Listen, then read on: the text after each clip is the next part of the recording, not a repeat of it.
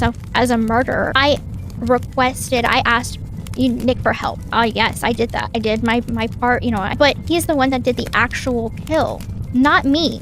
I'm an accessory. Now that that's over, let me live my life. Let me reinvent myself. Give me a chance. Let me show you guys who I am as a person before you just start slapping labels on me. On to that, I disagree with that completely. If anybody knows Gypsy, they know that she is not going to be controlled. Anybody who knows Gypsy knows that she does what she wants when she wants. Just look at what she's been doing. She does what she wants when. Gypsy, I only use the one card that I have over you. And she's pretty much started losing interest in him. She ended up taking advantage of it. So, Hi, honey. I'm feeling it.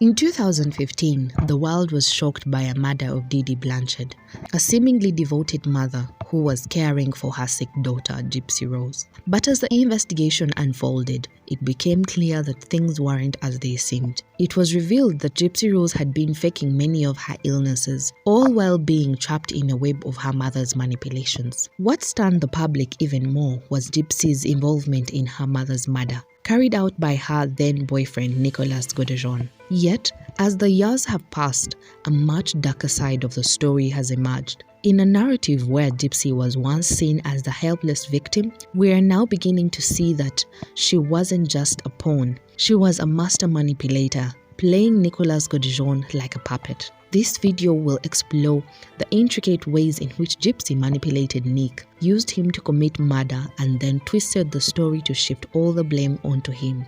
No, I know that we both probably have a lot of regrets. I know I have regrets. I can't speak for him, so I really don't know his side of things. All I know is, I did my time. He's doing his time. That's all the best that I could do at this point. Like, for me, I have to focus on myself right now. I can't look in the past and worry about him or anything else going on. I have to prioritize myself in this moment. I just got released from prison after 8.5 years, and then I didn't have a life before that. So I have a lot to process and go through right now. Let's dive in. Let's start with Gypsy's secret online activity. By 2009, Gypsy had already begun leading a double life. She created multiple Facebook profiles using names like Emma Rose and Dana Wolf, connecting with men online and engaging in sexual conversations that were far from innocent. According to one police warrant, Gypsy had been using at least 5 different email addresses and Facebook accounts to hide her true nature from her mother. People close to this case reported that Gypsy wasn't the fragile, innocent girl portrayed in the media. She was actively seeking relationships with men in their 30s and 40s, propositioning them online and even dabbling in BDSM, role-playing. Gypsy's secretive online activity wasn't just about escaping Dee Dee's control. It was a full-blown exploration of her darker desires. She carefully curated a fantasy world where she could be in control, using her charm and innocence as weapons to get what she wanted. The people around her had no idea that Gypsy was leading this double life. Her mother, Dee Dee, might have been controlling in many ways, but when it came to Gypsy's online behavior, Dee Dee was completely in the dark. Gypsy didn't just stumble into these relationships. She actively sought them out, testing the waters of manipulation long before Nicholas Godejohn came into the picture. And that's what sets this case apart. Gypsy wasn't a helpless, naive girl who got caught up in something beyond her control. She was carefully building a network of people who would see her as a victim and act on her behalf. Then Gypsy met Nicholas Godejohn in 2012. A relationship that would eventually lead to Dee Dee's murder. But let's be clear, while Nicholas may have carried out the killing, it was Gypsy who set everything in motion. From day one, she saw Nick someone who could be manipulated into doing whatever she wanted. Yes. Why did you change your mind back to killing her? My mother and I got into an argument 2 days prior to the murder occurring. And Nick asked me, are we still doing this? Am I still coming there to do this? Yes or no? And I said yes. Who talked you into killing your mother? I did.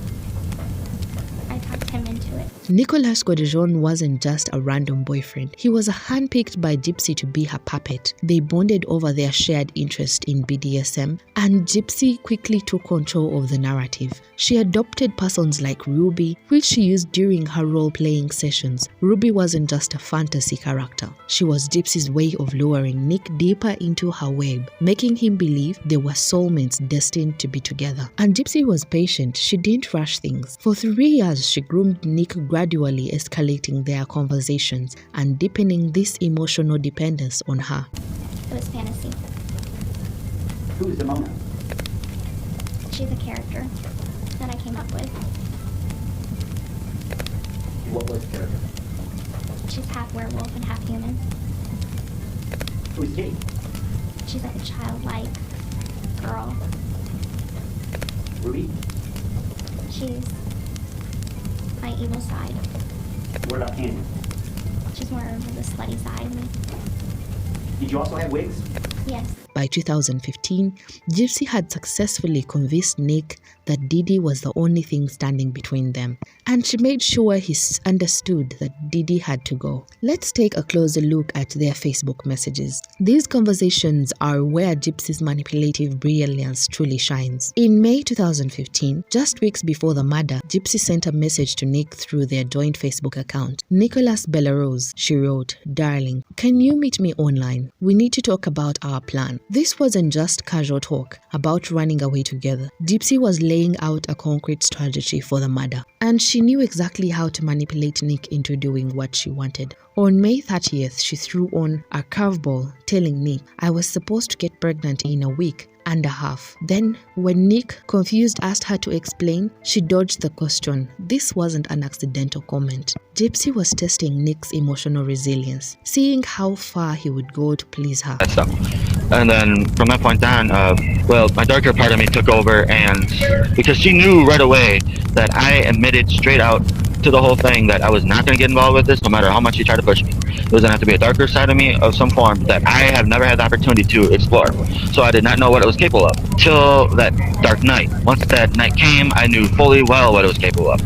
And at that point, there was no time going back, because from the first step I walked into the house, I knew there was no going back. So it came in my mind. I had one thought in my mind out of nowhere appear, basically saying, "Take her and run." That was the benevolent thought. Take her and run. The idea of getting pregnant was part of Gypsy's plan to tie Nick closer to her, making him believe that their future together was inevitable. The emotional manipulation didn't stop there. On June 1st, just days before the murder, Gypsy sent a message that completely broke Nick down. "You don't get it, do you? Never mind." This is a classic example of emotional blackmail. Gypsy wanted Nick to feel like he was failing her. She was planting seeds of doubt, making him question whether he was good enough to be the hero she needed. By the time the murder was set to take place, Nick was mentally and emotionally exhausted. He had become so dependent on Gypsy's validation that he would do anything to keep her in his life. And Gypsy wasn't done manipulating Nick's emotions. Gypsy knew that Nick, already fragile and emotionally vulnerable, wouldn't be able to handle the thought of her being with someone else. This was the final push she needed to get Nick fully on board with the murder. Now, let's move on to the actual night of the murder. Gypsy's role in the night is chilling. She had already stolen the knife from Walmart, ensuring that they had a weapon necessary to kill She Dee. told me before I ended up getting there in a text that there was latex gloves that'd be on the porch. She did say that. Right on the text, it's clear as day that you can actually see it.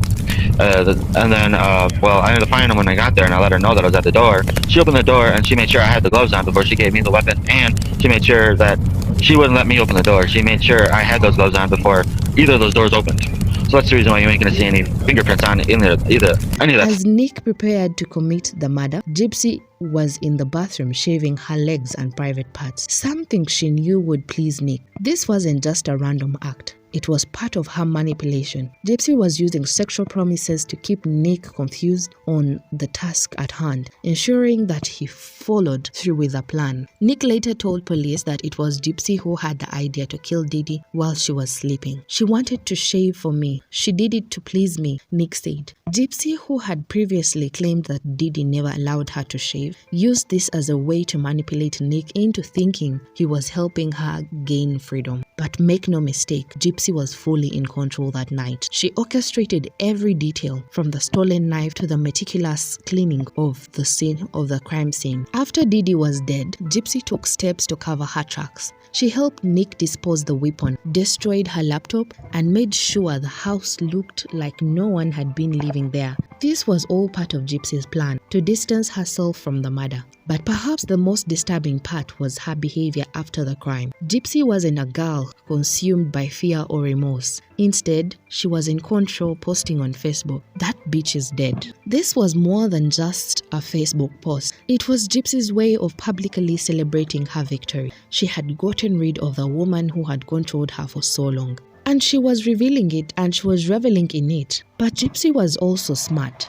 She knew that public opinion would eventually turn against her if she didn't find a way to shift the blame. So, she positioned herself as the victim once again, telling the police that Nick was the mastermind, that she had no choice, and that she was simply desperate to escape. But here's where Gypsy's narrative falls apart. She had been planning this for years. She had manipulated Nick into believing that Dee Dee's death was the only way for them to be together. She used sex, emotional blackmail, and jealousy to control him. And when the time came, she threw him under the bus. Gypsy's plea deal left her with 10-year sentence, while Nick was sentenced to life in prison without parole. The system believed that Nick was a mastermind, but the truth is, Gypsy had orchestrated the entire crime. The police interrogation reveals just how much control Gypsy had. When asked about the knife, Nick said, "Gypsy stole it from Walmart. I didn't even know how she did it, but she had it." This was a clear indication that Gypsy wasn't just a passive participant. She was leading the charge. She had planned every move, ensuring that Nick felt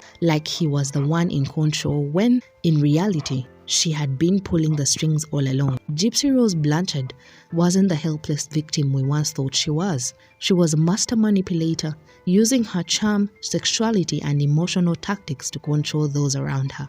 Nicholas Godejohn may have committed the act, but Gypsy was the one who planned it, orchestrated it, and ultimately got away with it. Gypsy's manipulation of Nick didn't stop at the murder. Even after they were arrested, Gypsy continued to twist the narrative, painting herself as a victim while placing the blame squarely on Nick's shoulders, and she could have sought help from other authorities. The truth is that Gypsy had choices. She had run away before, and she could have sought help from authorities instead.